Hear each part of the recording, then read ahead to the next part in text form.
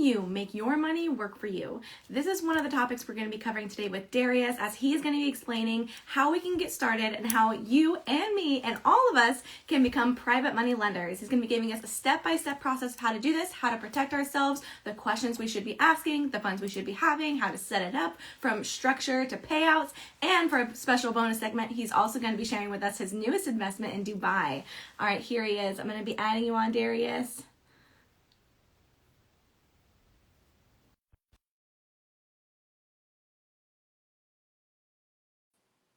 I sent you the request.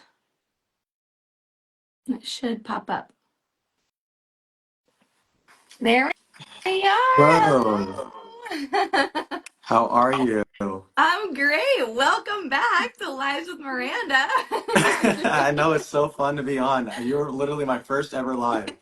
So this is we've come a long way since then. I know. I'm literally so excited when we were messaging about doing a round two and to have you go from, because I know our first live was talking about, what beginner investors should do with out-of-state investing. And now we're talking about private money lending. And I'm just so excited to have you back on and for everyone to you're just such a great natural educator too. So Oh, thank just the way you you. explain things, you're just very good about simplifying things and really just helping people understand it in a very easy way. So I'm really excited to have you on. Thanks for coming on for round two. No problem. I think our cat is about to join the video. Okay, never mind. He's right next to me. Taco's over there. Yeah, You got our always. mascots. Always. Anytime I go on video, whether it's a Zoom or something, he has to he sits in the corner, sleeps, and then all of a sudden he's like, "Oh, I have to show my face." See, there he is. Right? Oh my gosh, so cute. I know. Taco will do the same thing. There's so many videos where she's scratching at my leg, or you'll hear squeaks in the background, and I'm like, really? You've been sleeping the whole morning before this? And now you have to get up? Yeah, that was him this morning. It felt like at 5 in the morning or 6 in the morning. He was like scratching. We're like, "Oh my goodness, Oh. just let us sleep, please." So cute. Well, do you want to start off by telling us a little bit about yourself? And I'd love if you can touch on how you went from owning out-of-state rentals to now being a full-on private money lender. Yeah, definitely unexpected pivot. I'm a realtor out here in the Bay Area. I kind of service everywhere in the Bay Area, so that was my first start in real estate, and then that was pretty much 6 years ago. And then after getting into real estate, I realized buying property sounds like a good idea. I haven't met a broke person in real estate, so that's pretty much what did it. And then so I bought my first investment property in Texas in 2021, and then with the historically low interest rates and all that stuff, Mm-hmm. and then bought another two in Tennessee in 2023, and then just with real estate shifted a lot. Like, it became harder to find deals. It feels like everyone's in real estate. Yep. The funniest thing is all the out of state competition I had when I'm buying out of state. It seemed like it was all California people too, which is also another funny thing. But so then after, it just got a lot harder and harder to find deals. Plus, I'm a very busy person between being a realtor, investor, and then also I run a baseball training organization, and we're at 130 kids in that organization right now. So Wow. it keeps me really busy. And so I was like, I need a more passive way of investing. And then one of our mutual friends was saying, "Hey, I have a deal that needs private funding." I was actually in Hawaii at the time. This was 2023. Yeah, I was in Hawaii on vacation, and actually, I was talking to my wife. I was like, "Hey, they need funding," and I'm very risk averse, I guess. Where I'm like, I don't like taking risks, and she's like, "You need to take more risks," and I love and it. she's like, "We know this person. They do, they're a very reputable investor." So I hopped on a Zoom call with them literally right before we went to the beach. And it was like a 45-minute Zoom call about the investment, about them, got to do my due diligence, and then kind of just was like, "All right, let's do it." And then was drinking Mai Tais 45 minutes later. Oh And gosh. then ever since that started, and then you gonna get your first payout and seeing how passive it can be when you do it right and with the right people, Yeah. I just I fell in love with it. I was like, okay, this is what best fits what I need. So That's incredible. I love that story. I love that's how it started. Just on vacation, you know. Like, you're yeah, not yeah, at a desk. You're not doing a bunch of like, you know, sitting there paperwork. If anything, you're doing paperwork on the sand, which is if this doesn't motivate everyone right here to do it, I don't know what will. So, yeah, a mai exactly. tai in your hand and a pen in one. Exactly. I was like, this is great. So the funniest thing about that private money loan, we could talk about it later, was, I started it while being on the beach and then got my payout while at a spa in Miami. So it was like, I want your life. so that, We just that was all need kind to of fun. That follow was the kind of way cool. Darius lives. That's It's pretty amazing. cool. And so I guess from that first investment to, because after that, that's when and then you just like ran with it, right? You kept Yeah, on with I other just investors as well. Yeah, I just kind of hit the ground running, and I was like, okay, I like this. I can do this. This is for me. And so then the funniest thing was then an investor reached out to me who they own hundreds of homes. I mean, over like 800 or more homes. And they reached out to me. They're like, hey, we've seen your social media stuff. And they're a baseball family, so obviously I resonate with them. And they're like, hey, let's sit down, have lunch. And then they said, this is what we do. We have a bunch of properties that we actually already own, full out, outright. We take private money loans to stabilize these properties because they've owned these properties forever, and then we sell them to investors that want turnkey properties, and we take the private money to renovate, stabilize, and we move on. And so I was like, huh, that's interesting. So then I started, I partnered with them to start raising capital for them. And well, I should back up. I actually went with them first after they approached me with it, just to see proof of Mhm. concept. It worked out great. And then they were like, hey, you want to raise capital? So I started raising capital for them. And I think within the first month with them, about like a month and like, yeah, it was like, yeah, first month, raised 1.4 million with them, of like just people, your average everyday people who honestly had no idea what private money lending Mhm. was. Just kind of educated them on the benefits of it. And it's great Mhm. for it's, there's so many different ways to private money lend. And it's great, especially from the Bay, where there's so many people in tech, but they don't really know. They want to get in real estate, but don't know how to, or don't Yep. have the time to get Yep. rentals. This is a great avenue for them. And since then, we kind of hit the ground running. That's wow. I mean, I love this story. And I know you said that they had reached out to you and you met them in person and you got proof of concept, because that was going to be my next question is what made you trust them enough to like dive in deep with them? Good question. Obviously, I had the advantage that a lot of other people may not have, is that with running that baseball training organization, their family was part of that. So I've known them for Yeah. years. So there's that trust factor already. And I was like, Mhm. they're not going to screw me over because I coached their kid. So their son's There you baseball go. future is in my hands. So no, but all seriousness, no, they show, I met with them and their partners, and they broke down their entire process. Mhm. They answered all my questions. I had a bunch of them because I was getting new into the private lending. And they were very patient and even offered to fly me out to see their properties in the other states. I haven't done that yet just because how busy Mhm. I am. So, but yeah, they showed me, HUD statements of previous deals. They were able to show me Wow. their scope of work on things. Mhm. And so that the trust was there already with the baseball organization, but that just really solidified it. And also their ability to be so flexible with the investment, which is a really big thing. Mhm.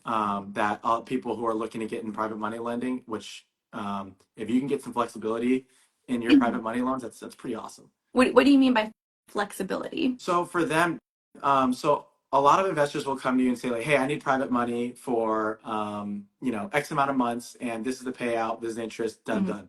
So with them, they allowed me, and we still offer this to other people, like whoever listening to this and wants to get in private money lending. Mhm. They offer situations where you can do quarterly payouts, and you can have it where you're like, "Hey, I want an X amount return." And instead of it being a 6 month or a year, I can have my money for 3 months. And oh, hold on, my thing just decided to randomly face track me. This is your cat. Yeah, yeah. So they said that they're like, so what you could actually do is you can, lend on one or two properties, however many you want to do, and you can go for, let's say, 6 months if you want, but you can get your interest paid out every 3 months. Or you can just do a 3 month loan on a property and then take your entire investment out. Or you can take what I'm doing is You can invest, and then every 3 months you take your interest payout with also the option to recoup your entire investment if you want, or roll it into the next deal, which is huge, because not a lot of investors offer that. And that was really the selling point for me because of that flexibility. And then also now I'm basically using it as a very, very high yield savings account. Because you look at like your bank, if you get, SoFi, Ally, something like that, you might get 4.5 on a good day. Right. I think they hit like 5 for like 30 seconds at one point when our economy was crumbling. And then, but then with them, it's like, wow, I'm getting a lot. I'm more than doubling that. So it's just I kind of look at real estate as a savings account, a very high yield savings account. And so yeah, that's kind of what I mean by flexibility. Long story. That's incredible though, because like you said, every 3 months you can either take out your interest or you can leave it in the deal or roll it over. And I love these options, but it's nice because a lot of people, one of the things when I'm talking to people about private money lending, they're like, well, I don't want my money to be tied up for 5 years, Exactly. but it's nice that you have this option. Oh, well, I can now take out this interest and go on a trip to Hawaii, or I can invest it again. It's like, do I Exactly. want to splurge on myself this quarter, or do I want to invest more this quarter? It's nice that you kind of have that option because it's like it's kind of the best of both worlds. You're getting that instant gratification as well as building wealth for the future. I love this. Yeah, it's amazing. I love it. I couldn't like speak more highly on it. I mean, I've seen the proof of concept now for over a year. I've been doing it, and it's great for anyone who's just like, look, I want to get into real estate. I don't have the time, or I don't, buying rental scares me, or my market's too expensive, Yeah. and all that stuff. And it's like, well, here's an avenue. Here's a safer avenue to be in. Okay. And so I guess for everyone listening and who's like, wow, this is amazing, I want to get started, how much do they need realistically, like a minimum wise, to get started? And can they partner with other people to create a bigger fund if they don't have a lot to get started? Yeah, that's that's a great question. That's like a loaded question because technically, you don't need a lot to start. There's lenders out there that do like wholesalers will do EMD funding, Mhm. which can be as little as like, $2,000, $3,000. There's people who want fix and flips that need $50,000 to $60,000. There's people who want bigger deals of 200,000. So it really ranges, and how you obtain the money is actually very flexible too, which a lot of people don't realize. Okay. So like for instance, the investors that I partnered with, we look for normally minimum 50 to 60,000, but that 100,000 is a sweet spot. And for a lot of people don't have $100,000. A lot of people don't have 50. Oh my goodness, it keeps doing this to me. A lot of people don't have even 50 to $60,000, which is no knock on anyone. But the greatest thing about real estate is real estate can be for everyone. And so a lot of people are sitting on money that they don't know they have. Which is one, obviously the savings account is the best one because it's liquid, it's easy, you're in control of it. But people don't talk about the self-directed IRA, where you can access funds through that. Like it's not like it's put away and you can't touch it until you're retired. Self-directed IRA, you can actually access those funds pretty easily because you are in control of it. As long as you just take the money out, put it towards the investment, and then put it all back. That you're not physically gaining right away. So people don't understand that's how you can obtain money from it. Also, home equity line of credit. That's another great option for people to fund deals because your line of credit. It's great for short term. You don't have to pay any holding costs on it until you actually use it. So like you can take your line of credit out on the home because you're sitting on a bunch of equity. Yeah. And you can be sitting around waiting for the deal, and then all of a sudden, boom, deal comes, put the money in, then your monthly payments start. So that's great for fix and flips because those are normally shorter. And then also, then there's, obviously the equity in your home. If you want to do a cash out refinance, get that lump sum, do it. But obviously, you're taking out monthly payments as well for that. So, there's multiple ways to do it if you don't just have the capital sitting in cash in your bank account. Yeah. So, yeah, it can be for anyone. I love it. So those are like the top three ways it sounds like. Is there any other creative ways that you're seeing people like lend with? Like Oh yeah, yeah. asset-wise? Business line of credit. Actually, my wife Ruth deals in destinations. You can follow her. She's the one that like screwing on like the credit card stuff, and so there's business line of credit that people can do. I'm not so knowledgeable on that yet. She's actually teaching me. So once I like the idea of it, it seems so smart. Wow. Obviously, you need to have a very trusted investor because you have a business line of credit, and it's like I call it like the double. It's like double lending in a way because you're lending to someone, but you're lending the money from someone. Right. But yeah, there's that way as well. And there's a bunch of other ones that I'm not really an educated enough on, so I don't Okay. want to speak on them. But there's a bunch. People can get creative, is what we're trying Yeah, to say. yeah, you can Maybe get I'll have to do creative. a live with Ruth. Have her come on here and explain it a little bit more in depth. Honestly, she teaches me so much about things. It's I could go on forever about that. I'm calling you out, Ruth. Yeah, she's probably listening, laughing at me, going like, "Keep my name out your mouth." So, okay, so I guess when, and say people want the route of the flexibility with being able to take out some of the interest on a quarterly basis, would that, the only option you'd be able to do that with is if you had the cash? Like, because you can't do that with like a Roth IRA, or I guess you could do it with a HELOC.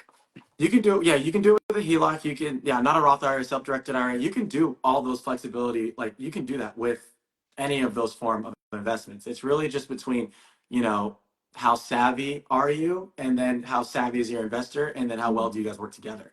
Okay, all right. And then, so say someone has, $20,000 saved up in their bank account. It's no 100,000, but they want to go in on these bigger deals.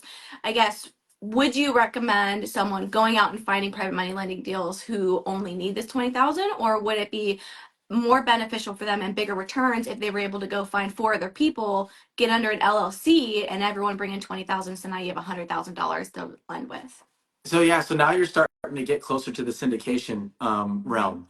And so syndications are a lot more complex. And then, but yeah, you could, if you wanted to, you could do it the way that you're saying. You just have to have an agreement in place with each partner. Mm-hmm. And you want to work with an investor you really trust for that, because there's more people, more liability, more room for someone to get screwed. So, and so you could do it that way if you wanted to, most definitely. Like the investors I partner with, they're so flexible, they would make it work. And so it's pretty awesome. Like I haven't seen us turn away anyone who wants to lend. And I've seen people with all types of income money sitting in their bank, from a very little amount to hopefully as much money I could ever have in my bank account at some point, lend. And so it's you could definitely do it that way. Okay. It's just really, really going to depend on the investor you're investing with. And I also say I'd rather lend 20 on my own to someone and this is me personally, I'd probably rather take the 20 I have and then access other ways of funding. Mm-hmm. Like if I have a self-directed IRA, I have equity line of credit or something, or I can get a line of credit, or I have a lot of equity in the home. And then go with a person I trust, even though I'm maybe putting more money in than I'm originally wanting to, Yeah. than maybe spreading myself with so many people and then being like, I kind of trust this person. I kind of trust this person, but it's really up to you. That's the greatest thing about lending, private money lending. The flexibility, yes. I love Yeah. this. Okay, because I asked because I am always kind of curious about how I can get like my coworkers and my family members into it, and I know that they don't have the time to do the research themselves. But if I go out and I, you know, head this and the driver of this, can I get other people into it? Because I'm all about building wealth, and I want the people around me to build wealth as well. So I'm like, how can I get everyone? How You can I get definitely everyone could. involved? I mean, you definitely could. Again, like if you have the right steps in place, like I said, you have an agreement between Yeah. everyone, the investors on the same page, then I mean, you can. The sky's the limit, really. What you could do. I mean, you can invest with a frog for all you care. So, Lucky frog. right? Like you can invest with Taco and Simba. Simba's the name of our cat, so we can put them on the LLC for all we care. And so, it really doesn't matter. All right, I love this. So I guess so if I decide to go the solar route, or if anyone decides to go solar route, where would they start? And I guess one, finding these investors to lend with, and I guess two, how can they protect their money and their assets Great when they're lending? question, because that's the big question, right? Is how do I protect myself? So Yeah. your due diligence is everything. So one, you want to make sure you find a deal from one investor that gives a lot of time. You don't want someone who's like, hey, I need the money tomorrow. Like I need $50,000 tomorrow for this deal. Big red flag, just walk away. Unless you know that person so well that you trust them with your life, because that's your hard-earned money. Don't stay away from those really fat last second deals. I've done a last second deal, but it was with the investors I partnered with. They're like, hey, I need this. I didn't even look at the contract. I was like, here, because it's repetitive at this point. Yeah. So I would say is one, you want to know the deal. You want to know the address of the property. You're going to want to know the scope of work. So I would ask, hey, have you worked with this contractor before? That's very, very important. It's like, so is this your first time or second time? Because contractors are they're different. Mhm. So, so having them a relationship with a contractor is huge. You want to see the scope of work to make sure that the project's going to work out. If you're good at deal analysis, you definitely have a huge advantage as far as doing your due diligence because you know what to look for, you know how to run the numbers yourself. But that's a very small percentage of people. Is your average lender probably doesn't know how to do their due Mhm. diligence. Like I don't know how to analyze a deal because they would if they did they would be doing it themselves. So then, if you don't know how to analyze the deal, either ask someone who does, or then ask for HUD statements, which is statements like that comes from the title of what previous deals that they've done. So I ask for normally the last 3 deals that they've done, and if they do a large volume of deals, then I ask for 5. Oh. Um, and then so you ask for that, and then you ask for referrals as well. This is a big one, and this was the reason I lent on a new deal, which we can talk about later. Was referrals are really important. Ask for referrals of from previous lenders that they work with. And I know some people might say like, oh, well, they can just say that their mom lent with them and just forward you to their mom. The HUD statements can tell a lot. So because everyone that gets paid out is on that statement. So you can do that. You can also look at their credit score because your credit score also tells a lot about someone. Mhm. Um, and ask around. Like if you are looking for someone and you find them on Facebook, do a lot of due diligence because Facebook, I say, is ghetto. So there's a lot of stuff going on in Facebook. It's like I'm in a lot of the Facebook groups. There's some really good deals and there's also some really good ways to get screwed. So so it's like, how did you find the deal is also very important. Did you find it from a reputable source? Mhm. There's so many different ways, and there's people who even offer services to do due diligence on it, and that can literally do like you can send them the deal, pay X amount of dollars, and they can do the homework for you. But yeah, those are kind of big things. Oh, and the exit strategy. Ask about their exit strategy. Okay. Is it a fix and flip? Make sure they have minimum of 2 exit strategies. Mhm. You want to make sure that because especially in the market that we're in, real estate's really hard. Um, you want to make sure like if they're are they going to fix and flip it? Does it also work out as a pretty good rental where they can cash out refinance in 6 months and still pay you out your Mhm. loan? Like I don't lend on things that only have one exit strategy because that I'm putting all my eggs in one basket. Yeah. I guess when you say exit strategy, you're talking about like turning it into a short-term rental, midterm rental, you're just planning on Exactly. selling it. Like, what exactly are exit strategies? Exit strategies are how they're going to get their money out of the deal. And how they get their money out of the deal is how they're going to pay you. Hmm. And I should have mentioned this. Sorry for jumping around. Is the one a very important piece is what position you're going to hold the property in, which is like a lien on the property. So are you going to Hmm. hold it in first position, meaning you're the first one to get paid out? That's very important. That limits your risk a lot Okay. because you're going to want to say, hey, um, you don't want them to sell the property and run away with it. If you're in first position, they can't do anything. They can't get their funds until they pay you. So you definitely want to say like, hey, here's you're in first position. There's some people that offer second position, which is obviously a little bit more risky because now you're Hmm. second in line, not first. Hmm. And then you also want to have collateral. For my deals, I want the property as collateral, meaning if you default on the loan or you try not to pay me, I take ownership of the property or I take you to court. So that's Hmm. another huge, those are 2 big levels of protection that I should have mentioned earlier. Sorry. That's okay. So um, you said, I thought the property was always the collateral. Are there cases where investors don't put the property as yes. collateral? Yeah, there is definitely cases where people don't do that, and it's really just on the investor. I don't do any and don't suggest anyone do it where that's not the collateral because it's kind of like, all right, then, what's your protection? Why isn't it the collateral? Interesting. Are there other people that they already gave that are already on the title, like that have collateral then? Like, it Right. just seems a little iffy. Again, there's some investors that do it and they do it really well. That's just my personal taste. Um, but yeah, you want to be in first position. And then that's why the exit strategy is leading into that so important because you want to know how are they going to get their money and pay you, and you want to make sure that you're getting paid first, Okay. and that you're not down the long conveyor belt line of people, Yeah. and then nap. So you want to get paid, and then the government will take their money too, unfortunately. do you, so do you require personal guarantees as well or no? I just It depends. Right now, I've been pretty fortunate that the people I've lent with people I personally know. So as long as I have like they've had the deed of trust and I've had the promissory note. Okay. With those things, we've been good.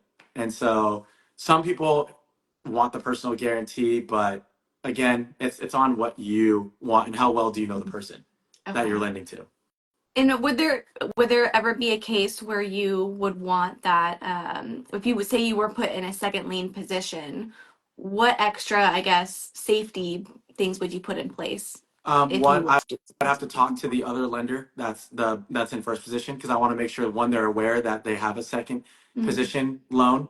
You'd be surprised at how many investors will try to just sneak the second investor in there because again, that investor that's ahead of you needs to be your best friend because Yeah.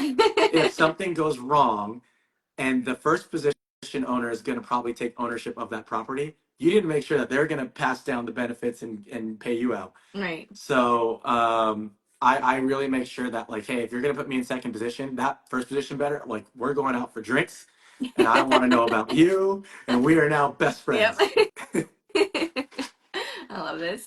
And there's I guess too, hold on, I'm gonna check the questions because I know we had some questions in here too. You answered the first and second lien question, and then Christina asked, "Do you check if they really own the property, like check county records?" Yeah. So I haven't on the ones that I've dealt with just because the people I've lent with are so close. So, but that is honestly a very, very important thing that you should do. And a lot of good investors that have done private money work with private money lenders before will send you that into like a deck. I guess I should probably lead into that real quick. Is an experienced person that uses private money lending will give you a deck or or presentation Mhm. of why they need the private money lending for. Here's the deal. Here's everything. That should already be in there if they're experienced. Um, and if you're looking to raise private capital, the greatest way to get private capital is have all the information in that first time you reach out to the lender. Because the more we have to ask for information, the less interested we're in. We're in this because we want passive money. Passive is the key. If you're making us go searching for the money that is not passive, that is active, and you're wasting our time. so, so you want a professional presentation that has a lot of that stuff in there because a lot of lenders honestly look for a lot of the same things. Some will ask for a couple different things, but like the biggest things is they're going to ask for proof that you own the property, history of last couple deals, scope of work, contractor, credit score, like that stuff. So just send that right at the beginning. The less we have to talk to you, and to a certain extent, the better. Yeah. It's like because that means that you did a good job in your presentation. And Christina also asked, "Do you ask to be on the insurance when like you're doing a flip?" Um, No, because technically you're not, and don't fully quote me on this, is technically you're not liable for if like the contractor breaks his leg on it, because you're just holding the property in first position. You're not actually owning the property. It's their problem because they're owning the property right now. And then, but if you take ownership of the property after that, then yeah, you're gonna need to make sure you either get your own insurance or hope that you're on it already. Okay. That's a good question, Christina. And I love your recommendation on the deck too. Just have all the information there. So I guess when you receive this deck for this project, are there any red flags that people should be looking out for on the decks? Yeah, and this definitely goes to your experience and your risk tolerance. Hmm. Um, like for me, I know how to analyze deals. So if the deal doesn't look like it makes sense, out the door. So I run the numbers first. That's just the first thing I do. It takes 2 minutes. Hmm. So that the timeline, I think I spoke about this earlier, is if you're asking for my money in 4 days, you're not getting it. Unless I've lent with you before and there's proof of concept and trust, Hmm. that's just not happening. So you want give the investor time to or the lender time to do their proper due diligence because it does take some time to do due diligence. I mean, you're lending your hard earned money, Yeah. so you want to make sure that you have enough time to do all that. If there's no referrals in there, if there's no one you can't talk to that's outside of that person about that person that needs your money, that's a red flag because they're basically a ghost, and you're like, no, I want you.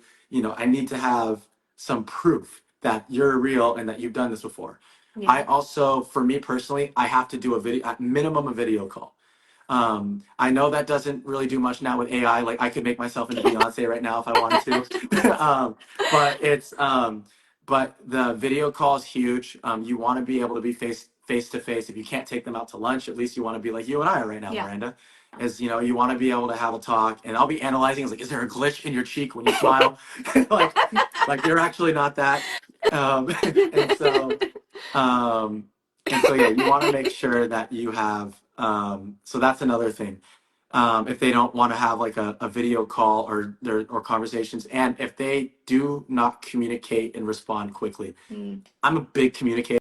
I communicate pretty quickly. So like if you're having to chase them down when they're asking you for money, like goodbye. You don't need them. They need you more than you need them, and people need to realize that as a lender, they need you. You don't need them. So if they're not communicating with you, then you need to kick them to the curb. Next deal. Yeah. And if you can't talk to the title company, call the title company. See if they work with a title company before. Again, are they willing to give up their contractor?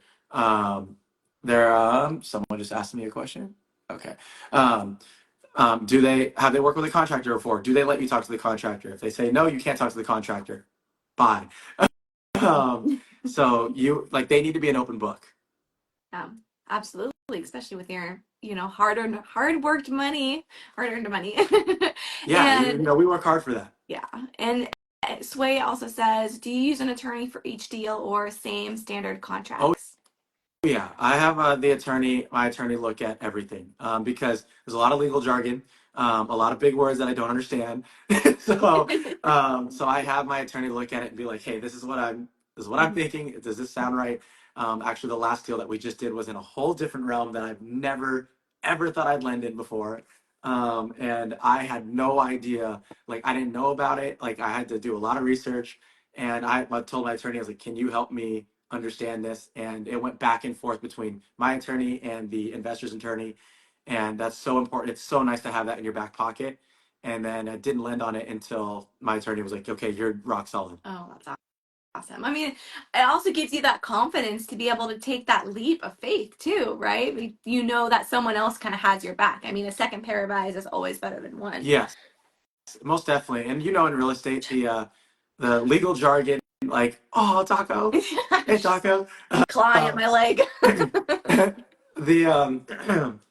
Yeah, having that in your back pocket is good because in real estate, I feel like real estate, like contracts, they make it so complicated with legal jargon for like just to make it sound fun, like more confusing than it is. And so yeah, it's really nice to have that lawyer so they can Urban Dictionary it for you, so and translate it for you. Absolutely. So even the I guess people. So you're private money lending with one investor, and say they bring you 3 deals. Are you going to have that attorney look at every single deal, or just until you've kind of built up that, I guess, trust with them, or you just have an attorney look over it no matter what? Now I don't, like with the investors I've been lending with over and over again, I don't have an attorney look at it because the contract pretty much stays the same. If it's a different state, there might be a little bit shifting because some states do like a deed of trust, some do a promissory note, some, it varies. Some states are attorney based compared to not. So it, like the investors I work with, I don't look at it every time. I don't have an attorney look at it because it's kind of on repeat at this point. Like I said, once I think it's better to lend many with one than it is to lend one with many. I came up with that. I'm trademarking that. I think I came up with it. So anyone listening to this, don't steal that. So if you are that one person that lends many with one, you'll get to a point where it's just on repeat, and you'll be like, okay, the contract looks the same, and you kind of just compare the two, and all right, boom, boom, done. So it takes me about 3 minutes to look through the contract of the ones that I do, except for one I didn't even look at it. I just signed and go, which I don't recommend, but I trust this person with my life. Yeah, absolutely. So, I mean, relationships are everything. They are. And I love that saying where people say, you don't, what is it? When you do a deal, you're not doing a deal with the property, you're doing it with the person. Yeah. Or something like that. 100%. What the actual say is. That's so true. Because at the end of the day, you're lending on the deal, but you're really lending on the person. Mhm. And so that's why you take so much time to vet the person more than you are just vetting the deal.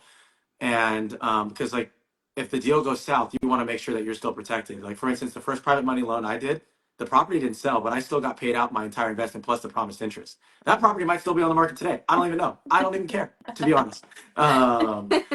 And so it's like, and then another private money loan I did, I got paid out my interest, my quarterly interest, when that stock market crashed in August. I think it was like the worst stock market crash since COVID. Um, and I was still paying out my interest. I was eating my popcorn, watching every people with their tech money, like, oh my god! And I'm like, I know that's crazy. It sucks to be you. So that's why it's so important to, like you said, is your lending, your relationships are everything when it comes to private money lending. Absolutely. And and taking a few steps back, when you said timeline here, I just had a question. What would be an appropriate timeline? 30 days, 60 days? When does it I give become a it red flag? a minimum a Okay. week. You can do a lot in a week, but minimum, because you're gonna need time for your attorney to look at the contract. You need time to look at, you do your own due diligence yourself. You're Mhm. gonna want to call the referrals. If it's under a week, that's a really tight squeeze. And unless you have that money literally just sitting in your savings account, it Mhm. takes a little bit more time to access your money. Like obviously, lines of credit, those are pretty quick. Your self-directed IRA, that's normally can be pretty quick. But if you're doing a little bit more complex financing, you're going to need more time to access that money. So you want minimum a week. Okay. And there are, an ideal wise, I guess, timeline. There are different lengths of time for these deals, right? So I know the hybrid deal, which you said interest every 3 months or to roll over, but other deals are as well as you can go 3 months, 6 months, a Oh yeah. year, 5 years. Are you seeing all different types of timelines out there? Oh yeah, I see a bunch. The normal thing is like you see 3, 6, 12. Is Yeah. kind of the what you see, but I've seen 8 months. Like if people are doing a cash BRRRR, so like a buy, renovate, rent, refinance, repeat. Mm-hmm. You normally see those are around 8 months because they want to give themselves a buffer for, because you can't cash out refinance for 6 months because you need that Mm-hmm. seasoning period. So knowing what the project is will tell you kind of the timeline, what to expect. So fix and Right. flips.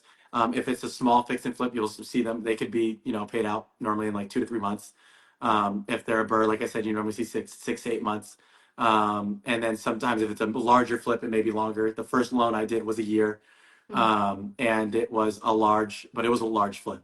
And then again, the sweet spot of like what deal you want really just depends on what you want as the investor. Mm-hmm. That's why I like the investors I partnered with, because that flexibility of being able to cash out in 3 months or just roll it into the next deal Yeah, is so huge. I absolutely. have a bunch of people, actually, there's a couple people here listening, that lend with the investors that I connected them with, and they're doing the same thing. They're like, it's another savings account. Yeah, that's awesome. I love this. This is such a, because I mean, when people say, oh, invest in real estate, it's passive. It's not passive. No, it's It's not. not. That's why I went into private money lending. Like owning rentals, not passive. Fix and flips, not passive. No. Managing properties, not passive. Like all those gurus that are like, you want to earn passive income? They're lying to you. Okay, this shit takes work. I love Yeah, their I can't stand it. how They're they like, talk. I own 100 properties and I'm making passive income. I was like, yeah, you own 100 properties and you're freaking working for it. Okay. I was like, yeah, property manager. Like, I own rentals with a property manager. It is still not passive. Something happens, they gotta contact me and tell me something happened, and then I gotta agree to like pay for it and stuff like that. I was like, I want to give my money away and be paid and sip margaritas and mai tais on the beach. Yes, preach. I was like, I want That's what you we to do all all the work. want. See, private money lending is literally. I think I posted about this once. It's like private money lending is like going to the gym, doing none of the work, and getting the gym bod. Like that's really what it is. Yes. So. That is the That dream. or you're in a group project and you're a person that brings, that's doing the least amount of work with getting the credit. So like that's what private money lending is. I love it. I love it. And now, I guess with making this extra income coming in, are there any tax advantages, or is it mainly that's not why people do this? They mainly do it to get more cash flow. That's the only thing like that is tough with private money lending is you're gonna get taxed on your usual like tax bracket because it is active income. Mm-hmm. For people who don't know, there's a difference between active and passive income. You should always talk to your CPA about this. I'm not a CPA. If I was your CPA, you wouldn't. The IRS would be after you, but because I just listen to my CPA. but there's long term and short term income, all that kind of stuff that they talk about. But if you're the interest on short term is going to be taxed under, like, you have capital gains tax and you're going to get taxed regular. If you're doing a syndication though, you can get a lot more tax benefits because you can take, equity, so ownership in part of a Mm, group of properties or something, or an LLC that owns a bunch of properties. So you can share the percentage of your investment. You get that share of tax benefits. mm-hmm. If you're just doing like what I'm doing, which is private money lending, debt based is really what it is. And there's not too many tax advantages. But if you do lend out of a self-directed IRA, you can defer your taxes because you're taking the money out, putting it into investment, putting it back in. So Yeah. you're not using it, so you're not getting taxed on it. Got it. So it is more of just a cash flow play.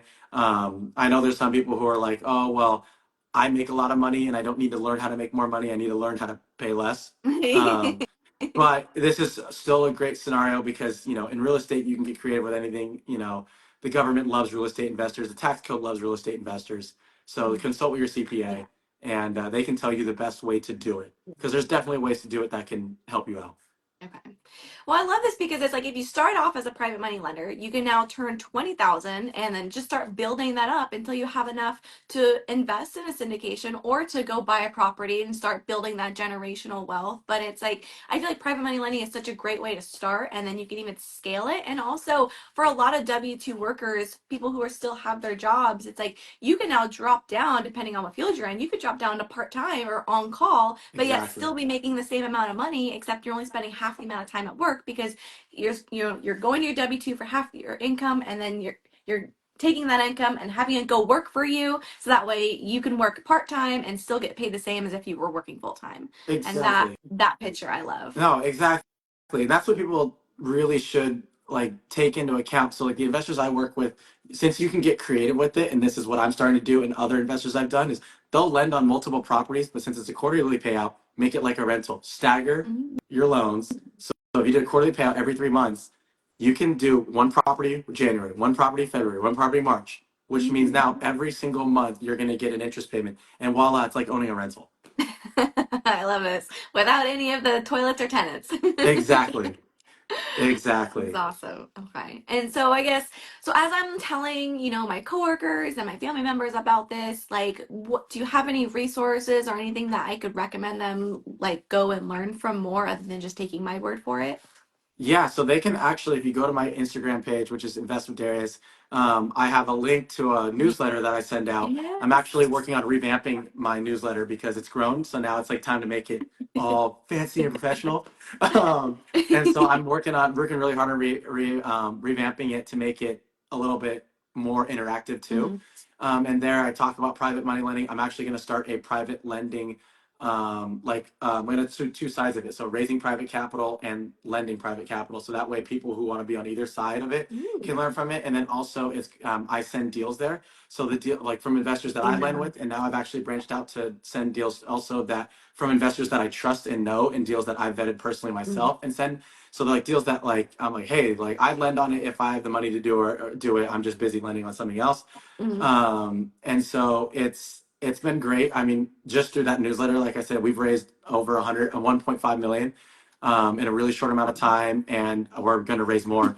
And so so if you want to follow me and click on that link, it's that's a good place to like learn because I teach it. I have a little video on there attached to every email. It's like beginner's guide to what private money lending, and it has my head in it. I'm talking. I felt so proud of myself when I made it.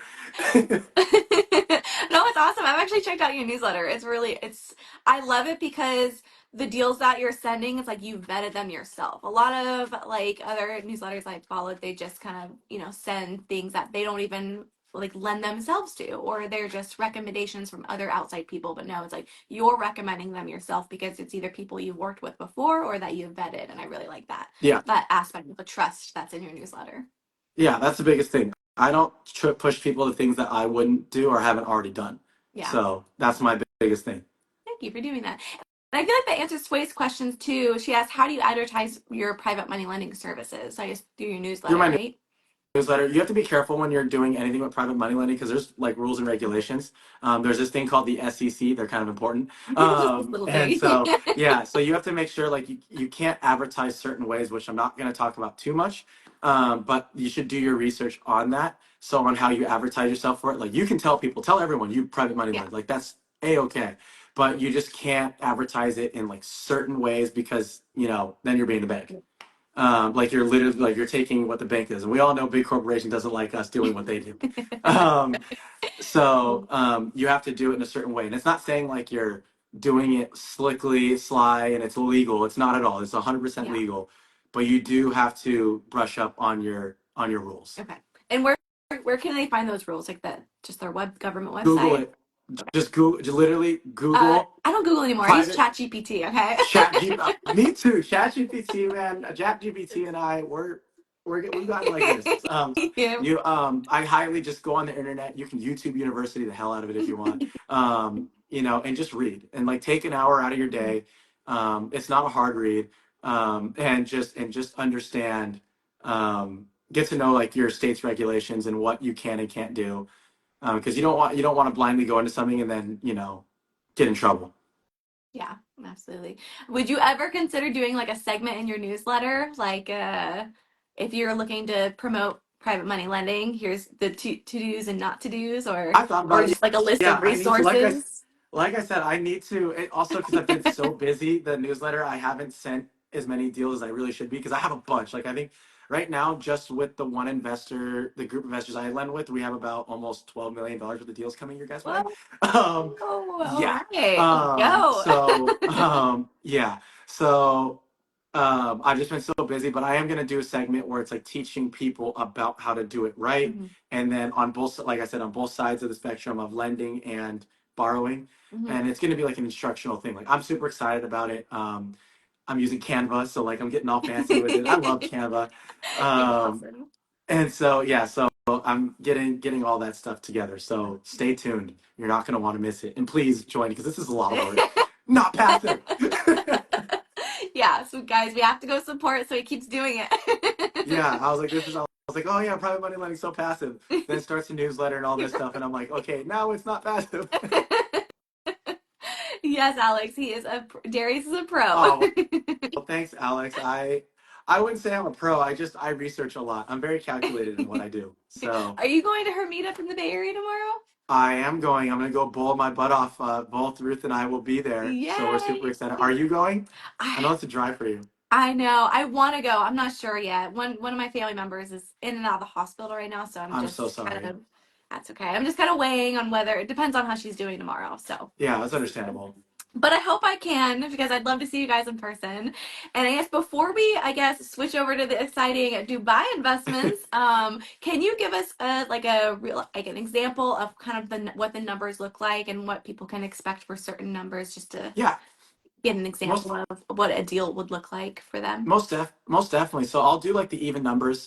So like there's plenty of deals where I've seen it's like, hey, we need $100,000 loan, and that's gonna be to fix up a property or to fix up a property or buy and fix up a property. Sometimes loans can be multiple things. It's to buy and renovate, or it could just be to buy, or it could just be to renovate. But they're like $100,000 to get the job done. Let's just say that. And let's just say it's a year, so 12 months. And it's a 10% annualized return. So you do your math and you're like, okay, so how much do you make? Which ends up being, your $1,000 a month. So you made $12,000, all that kind of good stuff, and you're happy. So there's some that's like, you're like, oh, where you have to it's a little more complicated where you're like, okay, you get 6 months as a $100,000 loan and it's 10% annualized, and you got to do all the math. That's what ChatGPT is for, my friends. And you can kind of do all your math. I hate math. So I use a calculator for everything. If I wanted to, I do a calculator for what 1 + 1 equals. And so you definitely want to there's so many deals there's so many different ranges, and that's kind of like you normally see on average 8 to 10% annualized return is like kind of the more common, but there's some that offer 20 to 30. One I'm actually in, which is a deal that I'm lending on a business, not a piece of real estate, and that one's a 50% return. So that's going to be my largest payout if everything goes well. That one was forwarded to me from social media, from someone I trust. Social media is awesome. And that's going to be the biggest payout. And that one was the one where I talked about attorneys went back and forth. I kind of let the attorneys have a boxing match. And I sat there, I just want to be passive. I just want to be passive. I'm a lover, not a fighter. You guys do that. And they kind of handled that. And so that one was, I won't say the exact numbers. I don't want to jinx it either. I want it to go all the way through before I go into depth on that one. But that one will be a 50% payout, which is like one of the largest I've ever seen. Oh, and are you taking 50% just like a one big chunk payout, or 50% Yeah, one big chunk annually? payout at the end of the loan. Okay, got it. And like, how long do those typically go for? Like 1 year, 5 years? This one is up to 6 months. The person said that they think they can get it done in a month, but they want to do a buffer of 6 months in case something goes wrong. I don't want to talk too much because that's their side of things, and I'm not going to share that publicly. But their ways to fund everything and for things to move, they really only need a month. But they were like, hey, can we put on 6 months just in case something gets delayed on one end? We don't want to come back to you and be like, hey, let's do an extension. And I was like, hey, that's fine. And again, did all the due diligence, talked to them via video call multiple times because this was in a realm I wasn't really understanding of. I didn't know about this form of business. So I needed time. They gave me 2 weeks to do my due diligence on learning about the business side. I talked to their attorney. They talked to my attorney. I talked to their referrals. I talked to partners, all that stuff. Someone said 50%. Yeah. I know everyone's like going crazy in the chat about that 50%. That's a little more rare, guys. Like I worked hard to get to find connections to get a 50% one, so it doesn't just like fall into your lap. And so, but stay tuned. I'm either going to be really happy by that one, or it's not going to work out, and you're going to see me like in the fetal position crying, saying like, I'm going to buy more rentals instead. We're gonna have to do another live to follow up on this because, man, pivoting from private money lending and real estate to business, I mean, dang, if that 50% works out, I mean, I need to pivot again. Yeah, that 50%. If that 50% works out, I'm gonna go straight back to that guy and say, "You got any more of that good stuff, dude? Like, can we do this again?" That's incredible. It's funny that you said that because for some reason, it just never crossed my mind to private money lend for a business. I just always considered real estate. It was only real estate, but it's and that's people don't talk about private money lending a lot. Is what I realized. Like when I started posting this stuff on social media, it's like I don't have a huge following either. It's just, but it caught traction, and I guess it's like because there's a lot of people who are like, hey, everyone wants to make more money. Let's be honest. But a lot of people just don't have the time, or they just don't know what to do. And then started talking about private money lending is such a great outlet to make more money with being hands off. And ever since that, it's been like people are just like, oh my god, like I didn't even know this existed. And I was like, hey, honestly, neither did I. Like back up to 2023, I knew of private money lending, but I didn't know fully how it worked. I just knew about it as far as the investor side. People use private money lending. People always talk about, oh, just use a private money lender. Use a private money lender. They don't talk about what is it like to be the private money lender. Yeah. So. I love this. You're here to teach everyone. Here you are. Here I am, still standing. Knock on wood. No, that's incredible. Okay, so I guess using that same example, what would your returns look like on, I guess, a 3-month basis if you were just getting the interest out? Like if it was that hybrid deal where you have the choice of taking out interest or keeping it in the deal. So that's when you got to take out your calculator. You'll basically, if you have 100,000 and you take out and your 10%, annualized return. So what, that makes you 3,000 in 3 months? Is that my mathing? So I don't know. When you say 10% 10% annualized, isn't 10% of your 10% annualized return meaning that you're getting a 10% return on the money that you gave. Okay. So that's what it means. And so like I said, don't quote my math. I'm terrible without a calculator. I'm the worst person at math. But you can just, if you guys want to just put in your calculator, do like $100,000. And then you times it by 0.10, and then you can and then you do that by how many months your loan is going. So if they say, and that's an important piece, is to know if it's 10% flat or 10% annualized, because if they say annualized, that means that your payout is only for as long as the loan is. Like you're not getting the full 10% unless it's for a year. Okay. If that makes sense. So again, my mathematicians, there's probably better ways to break that down, but I'm a realtor, so. You did You did great. So yeah. Oh, really? So yeah, you want to. So that's the difference with Oh that. my gosh. I'm dead. So 823, 833 per month. Thank you. See, like I said, my math, I don't know, but I just know that when I put it in the calculator, it's right. I love it. That needs to be a Darius Cole right there. Yes. Bumper sticker. Awesome. Well, I think I'm just checking my list to make sure we hit all the key things. If anybody else has any questions before we go into the bonus segment, go ahead and put them in the chat now. Anything about private money lending? I'm just going through my list. With everything we have gone over, I guess, because I'm trying to, when I'm thinking about this, I'm trying to think about it in a way as if I were to explain this to one of my coworkers or a friend who isn't in real estate at all. I'd want to start off with getting them a deck of the project and then kind of going through them, listing out all the red flags, which I've written down to you here. So if you guys are writing it down, make sure you rewatch it and write down all those red flags because that's awesome. And I feel like something you only learn from experience. Go through those red flags, make sure nothing shows, timeline, referrals. Is there anything else that you want to touch on before we go into the bonus segment that we haven't gone over yet? If the deal seems too good to be true, it probably is. So How can that's you say that with your 50% no, return no. So though? like that one, but you know what? That one took so much research. Okay. And so, and like I said, that one, that's not a deal you see every day. Okay, understood. And Home so run. because I see so many deals. You know, my wife, she connects people with she connects borrowers to lenders. I do the Mhm. same thing. But you see, there's a lot of deals. Everyone says they have a deal. Yeah. And it's really, you have to do your due diligence because there's a lot of deals that are going to sound great. Oh, I'm offering 20% return with this and that. And then you actually start pulling back the layers and you're just like, yeah, no, this isn't a good deal. So it's important you do your homework. And if you do want a safe form of investing, again, the borrowers that I have, like we're safe. I'm doing it myself. So like, again, I'm proof I'm still here. I'm not broke. It's working. And like if you want to get started and you're like, hey, just want to test the waters, we're a great avenue for that because it's safe. Like I said, I will put my money on it because I have. Yeah.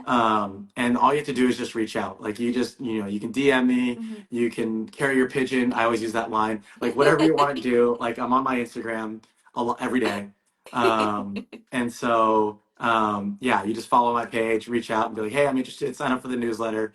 It's awesome. Like once you start, it's addicting. It's there's a reason why until the Dubai thing kind of stopped buying properties because I was like, this has honestly just been more lucrative. It really has, and Yeah. it's been easier. Yeah, less headache, less time to have to focus on. But because I feel like once you get your systems and processes in place, oh, that was another question I had. Do you have what systems and processes do you have in place to vet these deals when they come in, or what would you recommend people have One to track is them? if you don't already know how to analyze deals, the first thing you need to do is get with someone who does. I don't know a better way to like say there's a system to vet deals, like as far as like analyzing, okay, they bought this property for X amount of money, it takes this much to sell, to fix up, it's going to sell for this Mm-hmm. much. If you don't know how to do that, you need to find someone who does. Because if you're first getting into private money lending, you want to invest in a deal that works, that you know is going to work. Mm-hmm. And then once you get kind of more experience, you might invest in deals that maybe not seem as beautiful, where you're like, oh, okay, the numbers are kind of, they're getting close to not working, Mm-hmm. but you're like, I trust this person. I've lent with them before, so I've seen it. So I definitely like, I do everything myself, so that's my system. If you have get an attorney, like you really should have an attorney to look over the Mm-hmm. contract. Even if you think you know what the contract is, like why not have that second pair of eyes? Yeah. You can do a lot more, and anything in business, you can do a lot more with a partner or someone else than you can by yourself. And so, even though I'm lending on my own, actually, my wife and I both lent on that venture, Mm-hmm. the business one. We did that one together. But you want to have like that someone else to look at something. Okay. And I guess what about tracking wise? Like, how do you track all these different deals that you're lending on? So I put them on a spreadsheet. I'm old school. Excel? Because it's not hard to track the sheets. It's not like having a rental where you have so many expenses and you know Yeah, what's going out. It's literally, that's true. so I just have a spreadsheet and it says the property that I lent on, the amount, the interest, and then the dates of the payout. And that's pretty much it. That's the greatest thing about private money lending is there's not a lot of overhead. Yeah. You know, it's like compared to owning a rental, you have closing costs and all that kind of stuff. And then, you know, your toilet breaks, you got to do all that. You got to track all that. Yeah. There's not too much to track. So I'm able to just track it on a Google sheet. And that's literally what I do. There's better ways to do it, but I'm just saying is you can do it that most basic way. Yeah. And do you plan to scale this private money lending? Oh yeah. So I mean, honestly, private money lending is a retirement plan. You know, as we've gotten into this business and I've really researched, I've seen that there's so many people that have gone to private money lending. That's all they do, and they make a killing on it. Mm. And that's literally their career, and it's like they retired but still have a career at the same time. It's so cool. And so this is definitely the long-term play is I want to continue doing this. I want to build a platform again where people can send their deals. And that's what we're, you know, the private newsletter became already in like a very informal way. So where people can send their deals and then, you know, and then people can be like, oh, and then, you know, the borrowers, meaning the people who need the private capital, they can go in, see the deal, they can send their deal in, and the people, the private capital person, meaning the lender, can be like, oh, I want to lend on this deal. Yeah. And it to just be like a community where everyone can kind of just do it, and like it'd be really fun to do that. Like in a perfect world, I'm like, we're all going out to lunch and yada yada yada, singing kumbaya about our deals that we lent on. Yes. Maybe you guys can all come to Dubai and you can stay in our place Yes. and all that stuff. But yeah, down the road, that's down the road. Perfect picture. Yes, I love it. I can't wait. Yeah. But I guess so speaking of Dubai, okay, bonus segment, everyone, time. Yeah, yeah, I this need is like a exciting. bell or something. Bonus segment. Woohoo! Yeah, there you go. All right, let's get into it. So, Dubai, tell us about this crazy, amazing investment that you did. Yeah. So this year is definitely I've been trying to take my wife's advice of like I need to just like we both bought this and we're like she's like take risks. She's been telling me to take risks. So backing up like we there was a Dubai real estate event that happened here in the Bay Area, and but Dubai is like one of my top bucket list places to go. It's like it's you know I like nice things. Okay, like I got a little bougie side. So like Dubai is like the hub of bouginess. Like you know, they have the only 6-star hotel, one of the only 6-star hotels in the world, all that kind of stuff. Wow. They're like very futuristic city, and it's growing a lot. So I went to the event, and you know, we heard, you know, we listened to the numbers and like what's growing and what's going on in Dubai, and I was like, this seems too good to be true. So you know, my pessimistic side is like, oh, it's too good to be true. But I was like, I love Dubai. I want to go there. And we're already going there for my birthday this September. Thanks to Ruth, we are through credit card points, and you guys need to follow her. Thanks to her, we are taking Emirates first class and Qatar suites on our flights there, like to go there and Oh come my back. gosh. So we're doing Dubai the right way. All because of her, all Yes. through credit card points. So it is bougie on a budget for sure. Yes. Like we're so. Ruth, Anyways, a so little bougie. I agree, Ruth. yeah, so because of her, we're already going to Dubai, and I'm like, wow, like you know, let's look at the market, all that kind of stuff, and the numbers really were quite impressive. Dubai's growing rapidly, so it's still young. Like the city itself is still young, and there's still a lot of open land, still a lot of stuff they're building. So then, you know, we talk to realtors. Talking to realtors out there is tough. Like they're salespeople, and you feel it. No offense, I know I have some Dubai realtors that follow me. I'm not knocking all of you, just some of you. Or just I'm not knocking all of you, just most of you. but but no, it's and so we kind of just we did our research, talked to a lot of realtors. Was up late because they're 12 hour ahead of us. So you know, it'd be like at midnight, I'm talking to them and through via WhatsApp. So we're doing all the research and then learned about the process. And I was like, huh, you know, they have no state income tax, no property tax. The overhead of owning a property isn't high because out here, you know, property tax, insurance, all that stuff is built in over there. Their landlord laws are they're very landlord friendly. You don't pay your rent, you don't get evicted, you go to jail. So, like, cause you know, and Dubai is also Oh my rated safest city gosh. in the world. And there's so much money out there, and there's so much growth happening. You know, recently it has just become that where people who are non United Arab Emirates Yeah, that's right. Residents can start investing in there. So this concept is all fairly new, where their foreign money can work out there. So I was like, huh, seems like we're kind of getting to the party when everyone else is. So we started looking, and then we found a developer. We bought with Emar, which is the largest developer and top developer in Dubai. They built the Burj Khalifa, which is the tallest building in the world. They built Dubai Mall, which is the biggest mall in the world. They built half of Dubai. You can't go to Dubai without seeing Emar like slapped against your forehead. And so we bought with them because we figured it was a safe investment, because buying with the right developer in a good location is everything in Dubai. We bought off plan, which means it's being built. So just like we have off market, they have off plan. The difference between our off market and off plan is you can sell anything off market out here. Off market / off plan for them, meaning is that it hasn't been built yet. The demand for more housing out there is absolutely insane. They're in the last, I think, was it 3 years, their population has increased by 1 million people. Ooh, wow. Yeah, rents are up 18%. Um, and they're still behind. Like the demand is still there. The building we bought, it sold out in 2 hours. We bought an apartment. It's called this area called Emar South. It's right next to. It's 5 minutes away from the Al Maktoum Airport, which is going to be the largest airport in the world. It's going to bring over 500,000 jobs. So you can imagine that, and it's 30 minutes outside the major city, which is, I love investing outside of major cities because growth is expansion's that word all over the world. Because the immediate downtown areas get too expensive. So people go outward. So the property we built in 2028, we have a 1-bedroom apartment. It's going to overlook a golf course.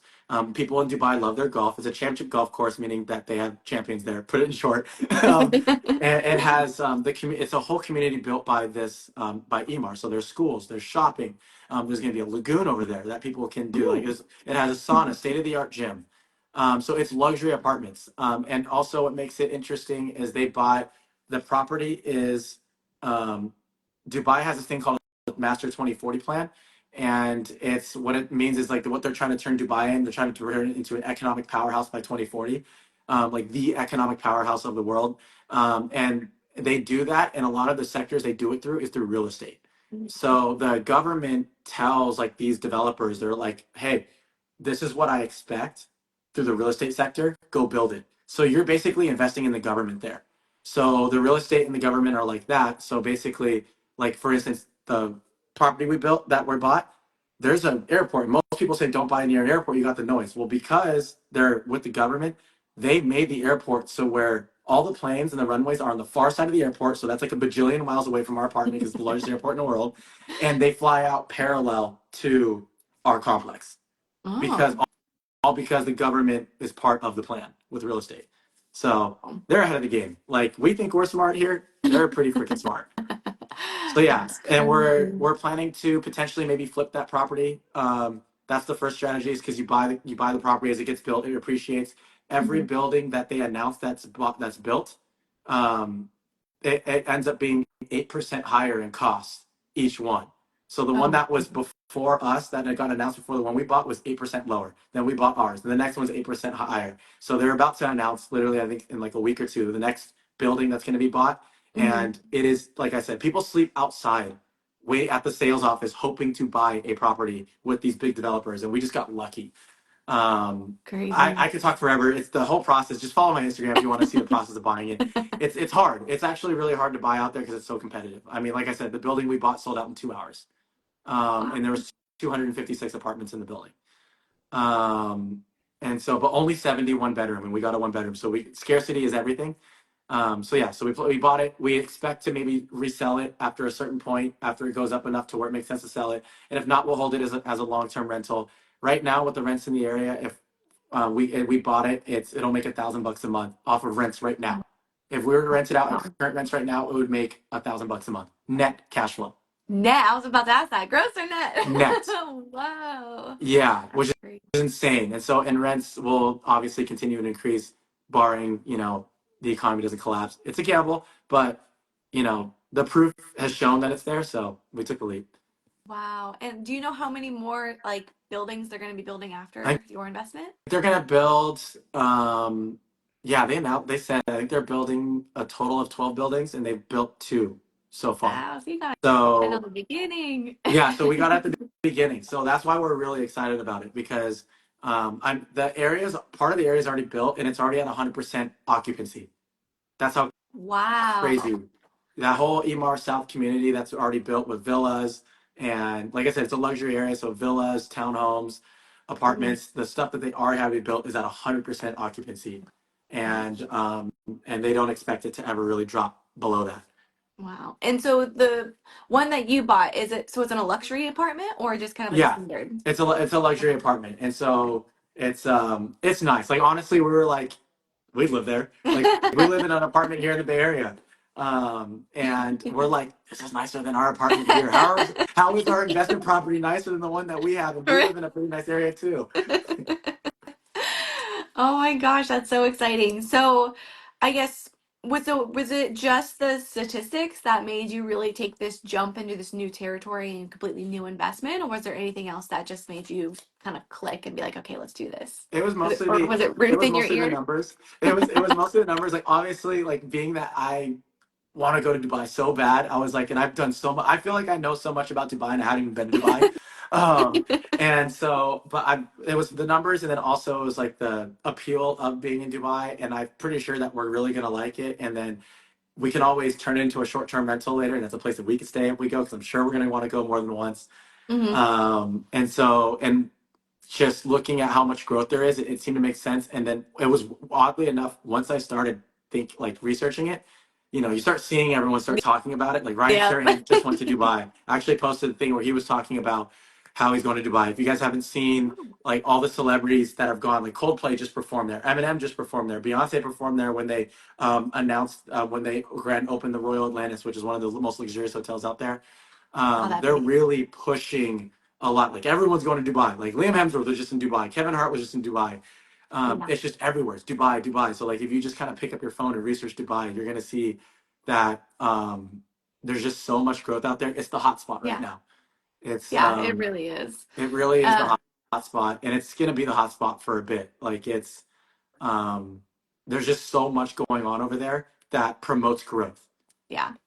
Absolutely. And that's so amazing too. So I guess when you're looking at the actual investment piece, can we like what's the approximate like numbers that you are I guess seeing out there? Is it like over half a mil, under half a mil? Like if It's you like under half a mil. describing Like if you want to get like if you want to be able to buy any pretty much good investment, half a mil is going to get the job done. We bought ours for under 500,000. I'll say it. We bought it. It's $330,000 for the apartment, which might sound like a lot. Like oh my god, doesn't we sound didn't like pay a it all. lot. Like we didn't pay it like right now, like all cash right now. We ain't built like that. But and so you do payment plans with the developer, zero interest payment plans. How awesome is that? Wow. So you just pay like and it fluctuates based on the developer. Like some developers are, hey, you pay up to 50% in payment plans through construction, and then once it's constructed, they call it handover, meaning like they hand you the keys once completion, and then you can pay the remaining balance however you want. So like we're doing a payment plan, and with the developer, it's very small payment, twice a year up until completion, and then you can go and finance with a bank. And it's like, and the craziest thing is you think like, oh my God, foreign money, how the hell am I going to finance it? You can finance it like a regular 30-year mortgage. And their interest Wow. rates out there are low compared to us Oh by half, my gosh. Oh my even for gosh. non UAE residents. So I Whoa. was speaking to a mortgage broker, and they're like, "Oh yeah, like we're sitting at." And again, I don't talk about percentages. I'll let people find that on their own. He told me the percentage, and my jaw dropped. I was like, "Well, we're sitting here, riding this roller coaster up with interest rates." So I feel like I'm on the top of like the tallest roller coaster in the world with interest rates right now in the U.S. and they're over there just riding the interest rates down. Um, Seriously. and so yeah, and then the also thing you can do is yes, you're paying X amount of dollars out of your own pocket. You could finance with the bank you call them the down payments, the little small payments, the zero interest if you wanted Mhm. to, but you're gonna end up paying more for it. So what we're gonna do is if we keep it, we're then gonna cash out and refinance on it Oh, wait. So you because cash out. you have so much equity in it. So you cash out refi without ever doing anything with the property at all. You just let it be Exactly. built. Yeah, you just let it be built. Like I said, I like passive investments. That's why I'm private money lend, and that's the only reason I that we looked to buy out there was because we realized how passive it was going to be. Like I thought honestly, I was going to be done buying rentals. just because of the headache. And again, rentals are awesome. I love the rentals that I have, but it was just like, oh, private money lending is better. And then we saw this, and I was like, wait, this is actually pretty passive. Like you just have to build it, and like and again, everything has to work out. But if everything does work out, it's great. And there again, multiple exit strategies: sell it, long-term rental, short-term rental, cash out, refinance. So that's Yeah. 4 different options that we have with it. And flex in real estate, flexibility is power. So yeah, so we're like, why not? Let's take the leap. Like we don't have kids, we have a cat, so we live below our means. So let's try it. And so we took the leap, and we're gonna go check out the property site when we go visit. You know, it's just dirt right now. So I'm gonna go and like I'm gonna ask it, can I touch the dirt? Like please. Yes. And we're Record officially it, post it. yeah, and we're officially millionaires in Dubai because it was like what it comes out to be is like 1.2 million dirham is what their currency is. So Wow. we're millionaires in Dubai. Wow. So, whoa, that's crazy. I mean, just like even to back up a little bit about the financing work, because I know that's probably where, like you said, a lot of people get fearful, like they don't want to be denied by a bank or anything. But you're saying so the process out there, their banks are similar here. It would just be the same exact Very process, just in a different similar. country. Very similar. Like, you know, there's some differences, like some like cash out refinance, like some of them like they have some of them say like some banks I did hear them say like, oh well, you're gonna have X amount of days to use the money that you do cash out refinance for. Like they have some restrictions on it. But other ones they're like, no, you can cash out refinance, it's fine. You convert the money back to US dollars, which is like a 3 something conversion rate or whatever. It fluctuates with the market. And like, or you can just keep it in a Dubai bank. You actually don't buy properties with an LLC out there. You have to sell, like you can't set up an LLC here and then buy out there. You can set up an LLC out there and buy there. You know, I talked to attorneys about it and they were like, you don't necessarily have to. Dubai, you're really well protected out there in Dubai. It's Yeah. the realtor that we have, she's amazing. So if you're ever interested and you want a realtor, I have connection to a realtor. I mean, she was up that woman didn't sleep. Like she would text me at our 2 p.m., which is their 2 a.m., being like, "Hey, like, do you need this? Do you need that?" And I'm like, "Whoa, like you really don't sleep like me. That's awesome." You're like, we fit perfectly. Oh my So yeah, gosh. so we're That's really excited. So will we buy that is more there? fun. Possibly. So it's Mhm. but until then, just follow the journey on Instagram. I'll be posting about it every week. My gosh, I'm so excited to see like the finalized numbers. When is it all expected to be built? Q4 2028. So it's a long again. It's a long term. I'm all about the long like private money lending can be short term. This is the long Yeah. term. Um, and so it's you know we're taking the gamble. The numbers make sense. Yeah. We can say we own in Dubai, so that's kind of like a cool like pat on the back for both Ruth and I. I'm so grateful that she wanted to go in on it, and she was like, "Yeah, let's do it." Like, I didn't even have to like didn't take much convincing. I was like, "Hey, what do you think of this?" And she was like, "Do the numbers make sense?" Yeah, once they eventually, let's do it. Cool. I love it. I love how like risk like she loves to take risk and I love She it. does. She does. So I'm this year is me taking more risks, like calculated risks, of course. And so yeah, and so we'll see how it happens. Since we've been doing that, things have been going pretty well. Yeah. I mean, you guys went international. That's I amazing. know. I was like, Congratulations. yeah, we're super excited. So like, you know, that whole thing like, hey baby, we're going to Dubai. Like, yeah, that's us. Hey baby, we're buying in Dubai. Oh I my drive gosh. her crazy with that. I'm always doing that, and she's like, "Oh my God, Jerry." She's like, "Shut up." I'm dead. Oh my gosh. I'm as much as an idiot in real life as I am on my Instagram page. So So, I mean, it sounds risky, but also a 0% interest, like payment plan. I mean, that sounds. I mean, you're not going to see anything like that here. no, exactly. And so, and like you know this, like finding deals out here has been hard. And Yeah. you're seeing a lot of investors have pivoted. Like a lot of investors that used to buy rentals in Burr all the time, they went into flipping because rents didn't make sense anymore with the property Mhm. prices. And so my pivot was to exit out of buying rentals in private money lend. And then all of a sudden, you know, this opportunity presented itself. And this is the pivot. And the competition out there from United States buyers is insane. Like New York and LA and UK, and then outside of the United States, UK buyers are, it's insane Yeah. how much I mean, competition there is for it. that's just a great example of why that's proof that it's a good investment too. I feel like Yeah. when the competition's high, you know you've got something good there otherwise. Yeah, and that's what gave us kind of like the also like reassurance because you buy it and you go through even as an investor like sometimes you go through buyer's remorse where it's like that feeling of like what have I done, and then so we kind of hit that moment like I mean it was 4 a.m. when we closed the deal, so we were tired, so we went to sleep. Then the next day we were like, oh my God. But then it was like people were like, oh, I've been looking at Dubai, I've been looking into Dubai.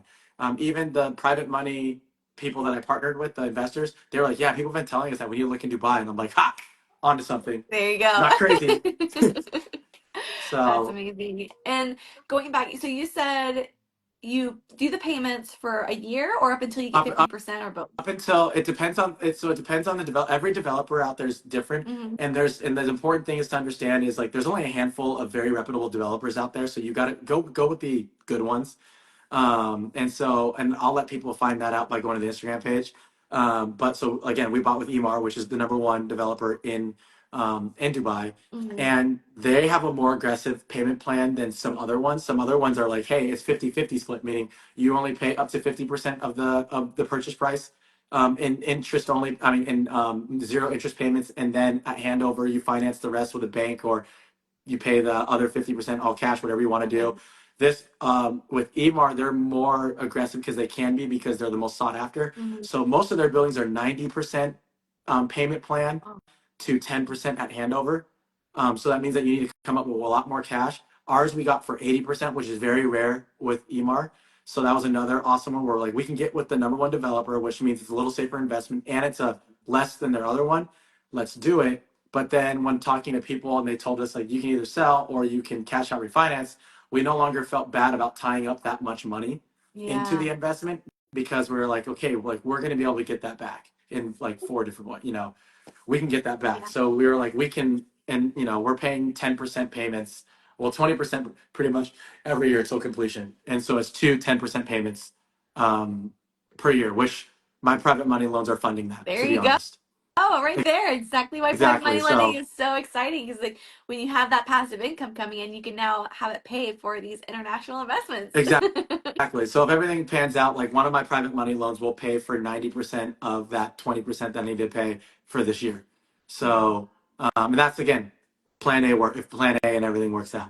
And all you have to do is Um, go lay out in Hawaii. and then I can just lay out. No, this time I'm laying out in Dubai, baby. Yeah, I'm excited. Dubai. I am pumped. I was like, Oh my I'm not gosh. gonna lie, I'm gonna be so obnoxious on that trip. Like, I that's was been so my excited to bucket live list through your trip. Instagram. It's yeah.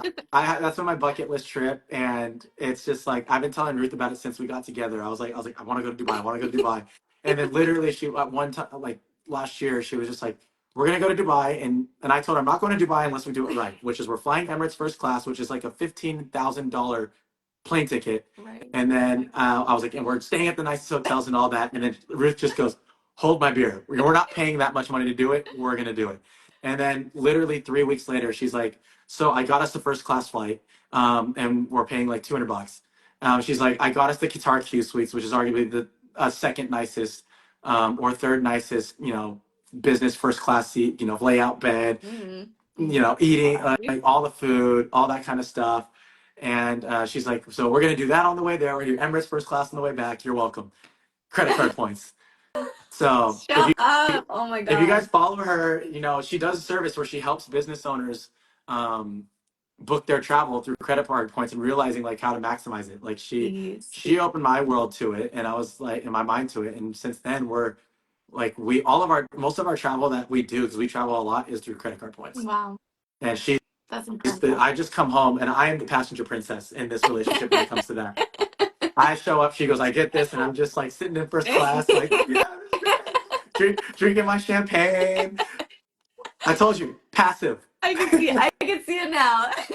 I want Oh to my I want to reap gosh. all the benefits with doing little to no work. That's why I became a private money lender. That's why I'm the passenger princess on these trips. I love it. You guys are a power couple, and you definitely hit the jackpot with Ruth. She's She's amazing. awesome. So yeah, you guys should follow her. It's Deals and Destinations. Yes, With I do. Her content's awesome. I've been seeing her post more and more, and I love it. yeah, she's she's really gone in on it. She loves it. She's like, oh my God. She's like, I think I'm addicted to like trying to make this work. And it's like, I come home and she's literally has YouTube up and it's like traveling to this place, the Maldives, do credit card points in this. And I'm like, so we're going to the Maldives now? She's like, yes. I'm like, okay. Oh my gosh, I love it. So it's, but I mean, that's why we work hard, right? We work hard so we can travel the world and live our lives on our terms. It's like, money means nothing unless you're using it to enjoy your life. So it's, so that's what we're doing. And this part, and what her state is our credit card points. We're using our credit card points to live our life. I love this. Oh my gosh. You guys are amazing. What a power couple. Well, thank you. Thank you. Hopefully we'll see you tomorrow bowling. Yes, I know. I hope so. That'd be awesome to see you guys in person. Well, I guess as we wrap up here, is there anything? I'm gonna just check the comments, make sure there's no other lingering questions. Oh, yes. Got a bunch of people saying they love Ruth's content. Power couple, Yay. absolutely. All right, I think we answered everyone's questions. Darius, where can people find more about you, or how can they reach out to you if they want to learn more about private money lending and the Dubai investments? Yeah, follow my Instagram page, invest_with_Darius. I couldn't come up with a better name. I'm sorry, guys. I wanted to change the name over and over again, but I'm stuck with it, so I'm rolling with it. So you can follow my Instagram page, reach out, DMs are always open. And my newsletter's on there if you want to get, more information on private money lending, whether you're trying to raise capital or you're trying to lend private capital. My door is always open. I have deals for you. I have a ton of deals for you guys. I'll be sending out, and I actually have to send out one from one of my investors from Hawaii. She just reshaped her deal. So it's actually a really, really good one with a chance for monthly cash flow. So I'm gonna be sending that one out soon. And, but yeah, reach out to me on that, guys, please, because me acting like an idiot on Instagram needs to be worth something at some point. So it's a lot of work to show up on here every day. Oh, it's amazing. I love it. And I'll like engage with you guys too. It's fun. It's a community. So yeah, that's pretty much where I am. Awesome. And then, and if you reach out to me and you want to hop on a call, I send my number pretty freely. So just don't call me at like midnight saying like, hey, what are you doing? Want to hang out? Because no, I don't. I want to sleep. So, I thought you never slept. Yeah, I'm trying to get better at that. So, but yeah, you follow that. You can follow that in our Dubai journey. And then, yeah, that's pretty much where we are. Please, please, please, and I know you will, but just in case, record everything you can when you go to Dubai, because I am going to look.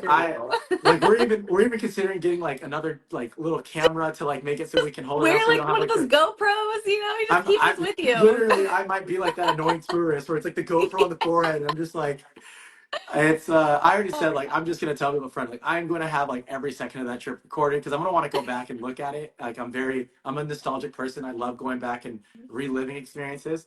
It drives Ruth crazy, but I do.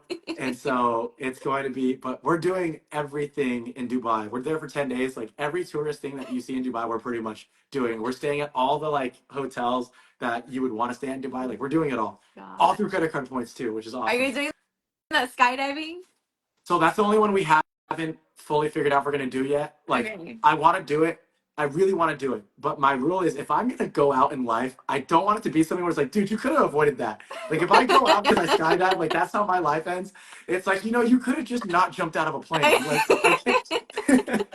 that's true. I said like, I was like, I can't live with myself if I die. Like that way. So I know it's really morbid, but I don't know. That's the only thing we haven't decided on, but we're doing all of it. We're staying at all the hotels. We're doing all the stuff. We have a really special hotel that people should see. The most like insane hotel room that I've ever stayed at. Like this thing, and probably ever will stay at. Oh my gosh! And I can't wait to share. Like we can't wait to share that one. We're waiting until then. But this place is unreal. Oh my gosh! I can't wait to see it.